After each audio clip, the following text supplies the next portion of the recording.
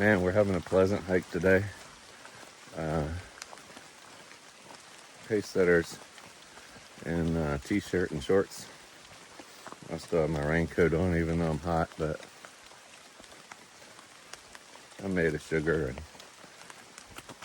don't want to start melting in these little drips from the leaves. No comment from Pacesetter on that, which I thought would draw one, but anyway, maybe she doesn't agree. Oh, definitely made of sugar. No, I'm focused because it's wet. Yeah, it is pretty wet out here. No falls. So, I'm just glad my headache hasn't come back. This is a first. yep. Lovely day. We have some ups and downs. Dragon's Tooth down to the parking lot and then back to the hotel. And we'll check in with you in a little bit.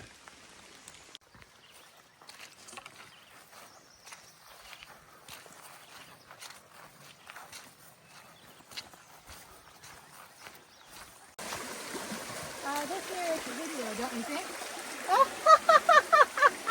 Yes, it does. Look at this water. This is from 2 days of rain. Yesterday, we stayed in because there was a flood watch. They said the creeks would be over the banks. I bet she was over the bank yesterday. We have about 1.5 inches of rain each day. With some breaks in the rain, but when it rained, it was coming down. And the TV station news at the hotel was, the radar was just red. Yep. The advice that we just got was be careful on anything wooden that you're stepping on. Ooh, so glad I'm in my sealskins. I don't know if I'm going to be able to keep the water out of them now. This is going to be a sad moment if it goes in. Yeah, I don't think I have any hope. Sugar. Go that way? She's a-flowing. You think go that way? Yeah. I always go on the high side. To the left. I will have wet feet for the rest of the hike. I think I'm going to be able to steer myself. Oh, yes. I've been scared this time. There she goes.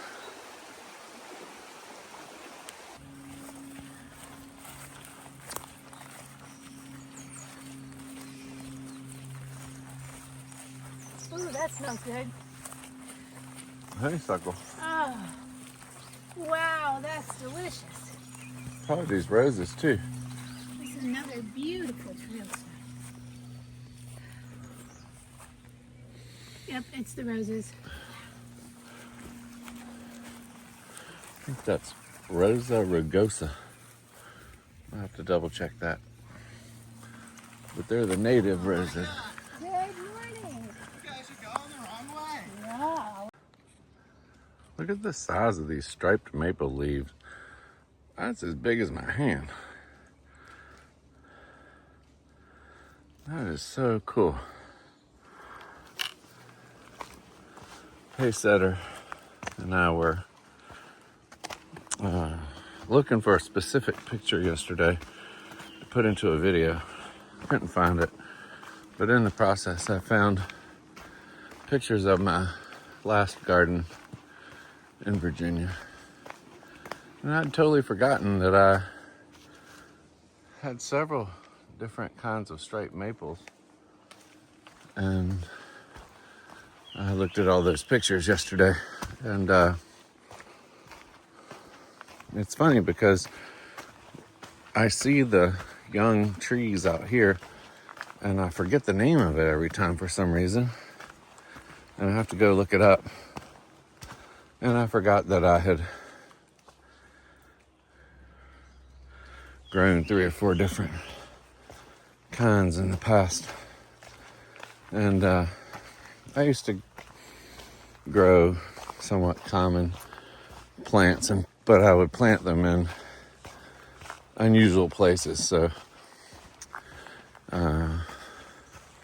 striped maple is a true Acer genus. There's another one called the box elder, Acer negundo. And we'd have garden tours and people would come over and they're like, why'd you put that trash tree in your front yard? I'm like, I think it's a cool tree. And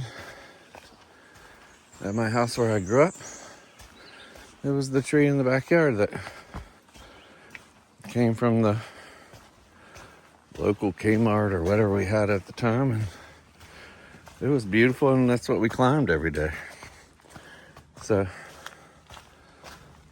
straight maples and box elders.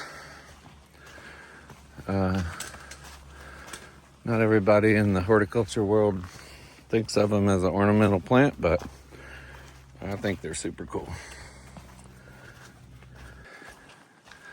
All right, we're headed 2.5 more miles or so up to Dragon's Tooth. I have no idea what to expect, except everybody says there's going to be a rock climb involved. So I'll get video of that when it happens.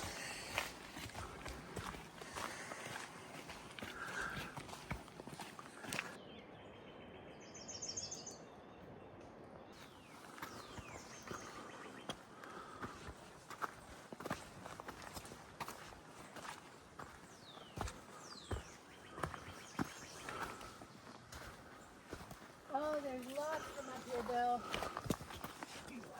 Yeah, I think we were just at an elevation that was a little bit too low. Yeah, and they don't look like they got as beat up by the rain. No. Look at that.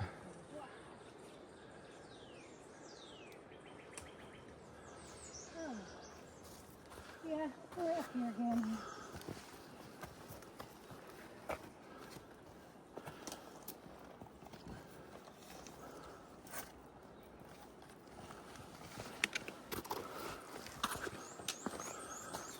It's like light pink and dark.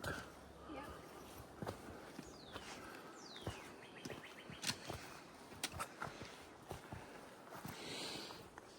Hey, buddy.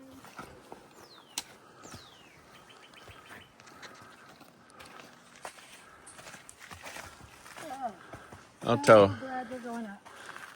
There's the blaze. All right. I just told it hello. I'm going to tell my trash tree story while I'm videoing us going up. So when I was a kid, there was a tree in my backyard that had cool leaves, and the branch structure was perfect for tree climbing. I remember it being small, and then I remember it growing quickly, so that when I was in college it was a large tree. And after I started collecting plants, I thought, I want to find that tree and get one for my yard. So I searched and searched. I couldn't figure it out. So I thought, well, my grandparents live close. All right. So we just had another hiker stop and talk to us, and right at a little technical climb there. So back to my story about the trash tree. My grandparents' house was near where I grew up, so I thought, well, when I go over there to visit my grandfather, I would stop by my old house and go identify the tree. But I put it off and put it off. And finally, I decided to go and do it. And it turns out the weekend before, there had been a huge storm. The tree fell down and they chopped it up. So there was nothing left to identify. And I didn't know what it was. So several years later, I was going to visit Brent and Becky Heath down in Gloucester, Virginia at Brent and Becky's Bulbs, and had lunch with Brent at the house, and then drove up to the store and went to say hi to Becky. And as I was leaving, a tree caught my eye way in the back of the property. And I said, "Hey, Brent, what's that tree back there? That's a cool tree." And he said, "Oh, that's Acer negundo. It's a box elder." And I'm like, "Really?" I said, "I got to go see it." And we walked all the way back. And sure enough, it was the tree from when I grew up. So I started the hunt to buy this tree. And I went to one of my favorite nurseries and I said, "Hey, do you have any box elders?" And he laughed and he said, "We haven't had that tree since the 70s. And I'm like, "What do you mean?" He goes, "That's a trash tree." And I'm like, "What's a trash tree?" He said, "That's the cheapest tree you could buy back in the 70s in Virginia when builders built a house and were required to put a tree in the yard. They always put a box elder in because it was the least expensive tree they could buy." And he said they only last about 20 years. They're really fragile. And sure enough, mine had lasted about 20 years. So I'm like, now I'm more determined than ever to get an Acer negundo from my garden. And so I was out in Oregon at an American Conifer Society conference. And I went to Azalea Nursery. And I was sitting there having lunch. And out in the garden. And I'm like, "Man, that tree in front of me is gorgeous." It turned out it was also Acer negundo, but it was called Flamingo. It was a variety that was striped, the same color as these rhododendrons, actually, white and pink. And so I refined my search for trash tree, Flamingo, Acer negundo, and I found one. And that's how I ended up with my trash tree. And I loved it. I put it in a perfect spot so that everybody that came to visit would see my unique tree in the middle of, I don't know, thousands of other plants that probably cost 50 times as much as that one. But It had sentimental value. it was one of my favorite trees in the whole yard, and it was a trash tree. All right, one other quick story. There's a woodland tree. Common name, or the nickname, is the devil's walking stick. And it's like a lot of times in the woods, they go straight up because they're trying to get sunlight. So they don't have a lot of leaves on them, but they're full of thorns from bottom to top, every branch. And there was one growing in my woods. So I'm like, what would happen if I dug up this horrible spiny tree in the woods, little baby one, and put it smack dab in the middle of my front yard? And sure enough, that thing branched out and became a beautiful tree. And everyone that saw it was like, "Holy moly, we've never seen a devil's walking stick in somebody's ornamental garden before." I'm like, "You haven't visited my garden yet." So those are my plant stories for the day. Pacesetter's probably heard all of those. I love your plant stories. I hope that was entertaining while we crossed this precipice. Is that the right word? Precipice is like Some a of them were precipices back there, yes. This is not. This is just a big old hunk of rock. hunk of rock, she says.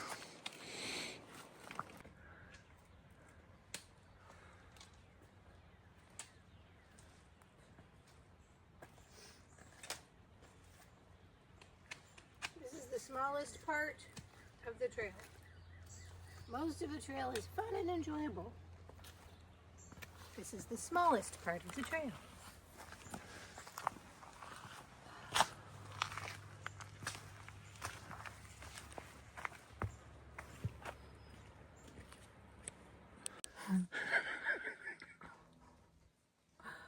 All right. What do you see? You have to go behind me on this one. What do you see? See. I see two blazes on a pretty high rock. Yeah. It's got pretty flowers on both sides though. I see some pine needles up there for me to step on. A lot of cheaters went this way.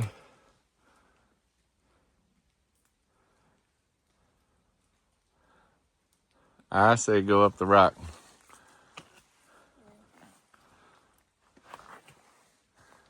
It'd be really nice if it weren't with it. But Built-in stairs.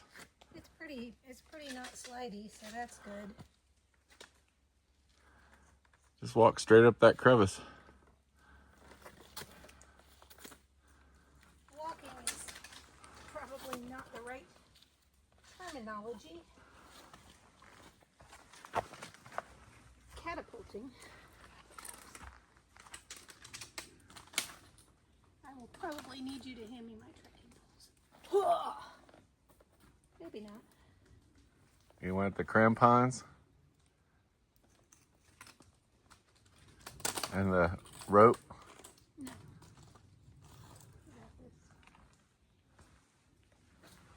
You do. Man, they're just gorgeous flowers everywhere. I can't turn the video camera off. There we go. We're getting there.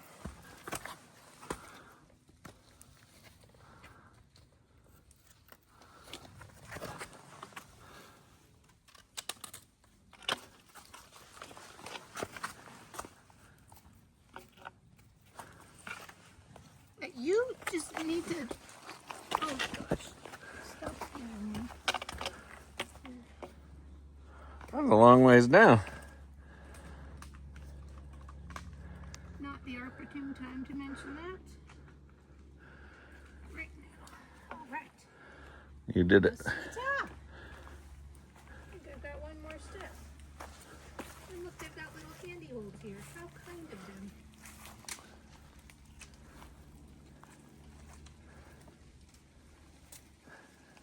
Man, if Mac I climbed, did it. Ha ha ha. Take that. if Mac did that at night in the dark, in the rain, Ooh, no thanks. he wasn't joking when he said It was scary. it was scary. That night in the rain, that would be not fun. I think I would have just pitched my tent right here. Nope, not going down that. He said it was last night, right? 2 nights ago. 2 nights ago. Thank you. No more rock climbs.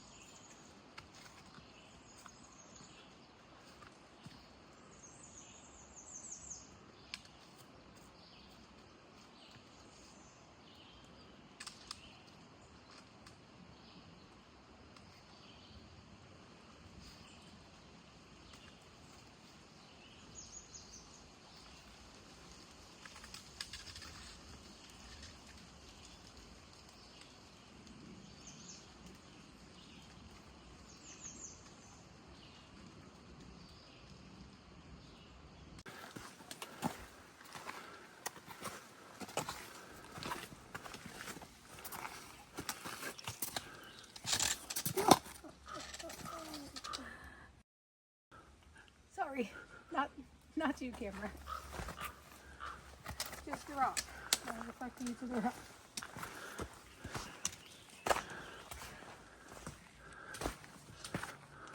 That's pretty cool.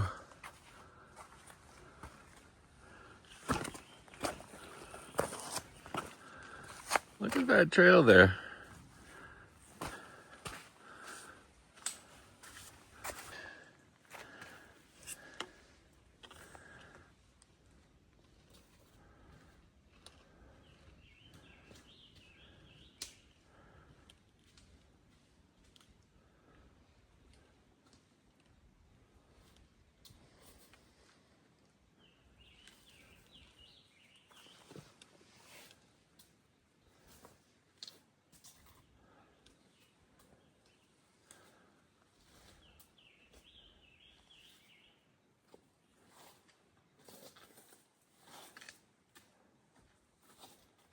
If you had fat feet, this would be really, really uncomfortable.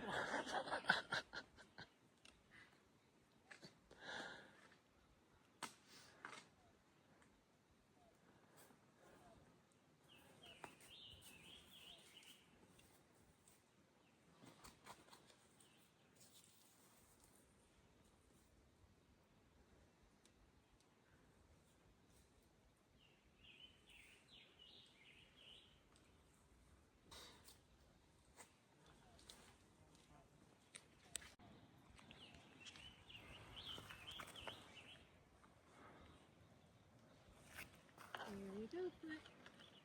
Now you're where you need to be, so I can lean into the rock. Leaning into the rock.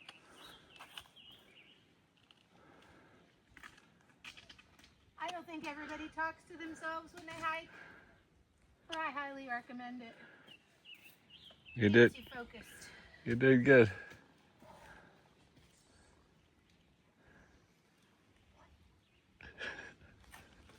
Why are you looking in front of me? I was checking to see if there was another up. It's just down after this, so I just gotta get there. She says it's down after this. It is down. I'm looking at it.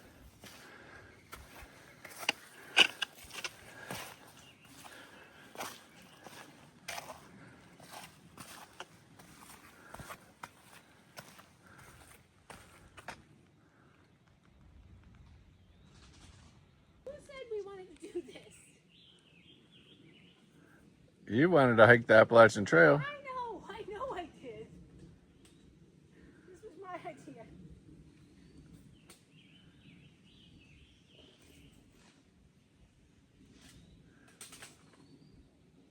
I like that stick. Thank you. Nice.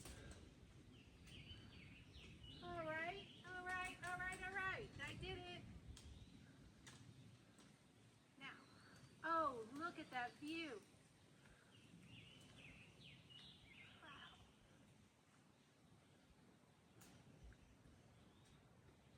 My feet are not together. They are apart. All those of you ladies like me thinking about doing the AT, these are the things I didn't know about. Maybe do a little bit of technical rock climbing before you hit the AT up. Highly recommend it because I'm learning on the fly. And That's your last up. whew, that was the hardest today, they say. So I'm very grateful. But yeah, technical rock climbing.